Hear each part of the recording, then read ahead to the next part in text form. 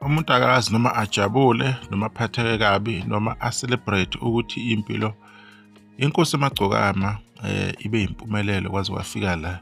Lokho ngishiso yini? Ngishiso ukuthi ke emva kokuzwala kwey'ndaba zokuthi ke inkosi emagcokama uSicibi Mfoka Dlamini laphana eMsinga emachunwini lapha online abantu bamenzele iqiniso ongakazi uze ulibone, bamenzele into enhle kakhulu, bakhombisa ukuthi abantu uma beyimbumba be-united behlangene umuntu bayakwazi ukumthatha lapha bamthatha khona bemphamisele phezulu kakhulu lapho besingayitsheli khona ukuthi kungenzeka. uSicibi ke phambilini ke wonke lama record ke ebengavelanga kuye, kodwa ubenethalente lesimangaliso, ubecula kahle kakhulu, enza izinto ezinhle endimeni kamaskandi, ecula ingoma zothando eshaya 9, 10 out of 16 wey'ngoma zothando kwi-album ngayinye. Kodwa lokho abantu ke kade bekubona ke bekwemukela futhi bekuthanda, kodwa ke uthe esedlule emhlabeni ke kwasekucaca ukuthi le nto bekuyinto yakhe, into ayiphiwe yona, ayezelwe yona ukuthi yena umculi uyothoba iy'nhliziyo zabantu.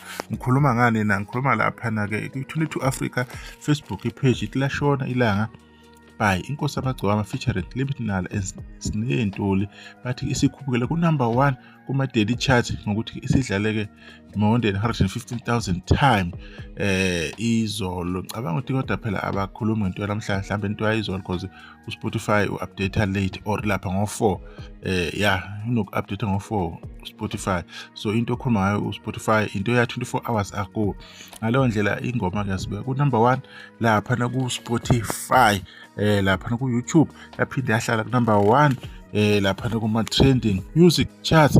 Ngase ngiyamzwela-ke laphana kuba nomhostela esahleli kahle Nkosi yami, ngoma yokuthi yimi maqondana, ngasho ukuthi-ke manje sekufike ingudlungudlu-ke inkalakatha-ke Nkosi Malanga laphana-ke uLimit-ke ehamba nentokazi lapho uZiney beshaya ingoma ebinomunyu phakathi imkhumbula. Uzo-understanda naye-ke uma hostela, uma futhi siyaqhubela phansi sithi kwi-top 50 iphinde yahlala phezulu yengoma leya as number 1 ku-top 50 lapha ku-Spotify, lapho edlala imlala-ke laphana ku-Spotify, lapho ufuna uyibonise khona ukuthi ngampela weNkosi Malanga.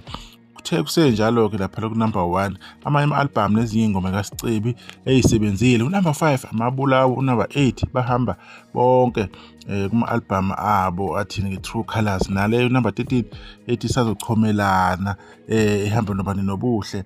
Uma uthi uyaqhubeka laphana-ke i-National Anthem iku-number 15 uma uthi uyaqhubeka futhi uyabheka-ke number 24 ithi Ngixolele kusekuye njalo Nkosi emagcokama. Uma uthi uyaqhubeka laphana-ke ubheka ama-album ahambe phambili-ke i-True Colours ihleli phambili lapho ku-number 1 as i-top album after 8 months, yaphuma nge-27 kaNovemba 2026, 8 months ago. U-number 7 we-album ehamba phambili lapho ku-Spotify yakhe uNkosi emagcokama National Anthem.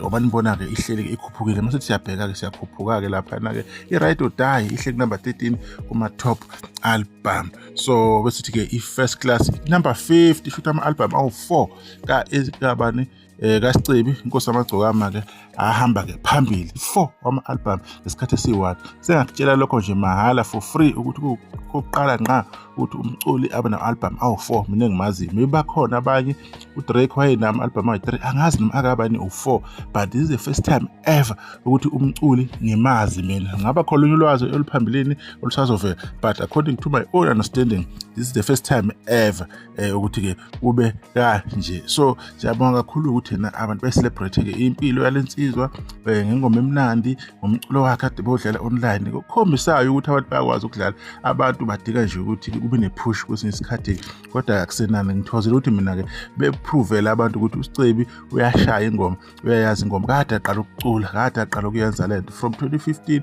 kuze kube yimanje use-achieve izinto ey'ningi kakhulu kule age ebencane kangaka. Impilo yomculo-ke inzima futhi ukutravela ndehlala enyuka up and down each and every day. Nizama ukuthi-ke niyokhava imicimbi ebuye ngabakhokheli nakahle nje, ebuye ibarobhe. Uyabona nje kuningi nje okwenzakala lapha endimeni, kodwa nje ifihlwa kahle kakhulu insizwa-ke eMzisho lapha ne-stadium, ifihla ngezotha iy'nsizwa zangakube eMsinga bezikhona ebey'jwayele ukuthi-ke zenze lento ngoDisemba. Every time ngoDisemba beyihlala nje bayibona zigqoke kahle ephethe namathawula, kade-ke lapho-ke eyofihla-ke. So uku-celebrate nje umculo inkosi yamagcokama namuhla nje uba ngisho angazi noma umuntu akhale noma-ke ajabule. So bekuyilokho sifuna ukuveza njengamanje. Sesizobuya-ke nezinye izinto-ke la kule channel sizonibikela uma kunezinto ey'lokhu zivela zibe zinhle ngabaculi. Kodwa nje kuleli viki kuningi besikwenza nje ukubheka nje impilo yayo lensizwa nomsebenzi wayo omuhle obulokhu uqhubeka-ke online-ke. Sahle ngazo sisodwa nokuzala ngibonge ithuba uhambe kahle Sicebisi, yabonga mfowethu-ke.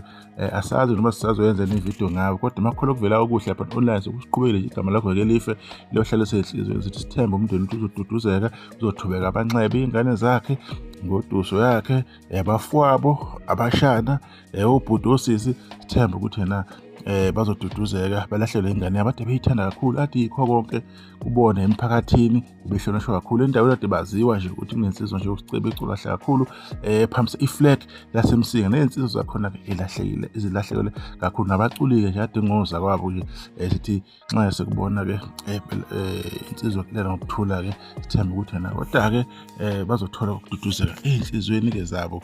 Sonke-ke sisemanzini-ke amnyama-ke, kodwa ufihlwe kahle-ke namuhla babonisile abantu bayamcelebrate umuntu i-achievement yakhe, izinto ayitholile nazenzile-ke empilweni-ke.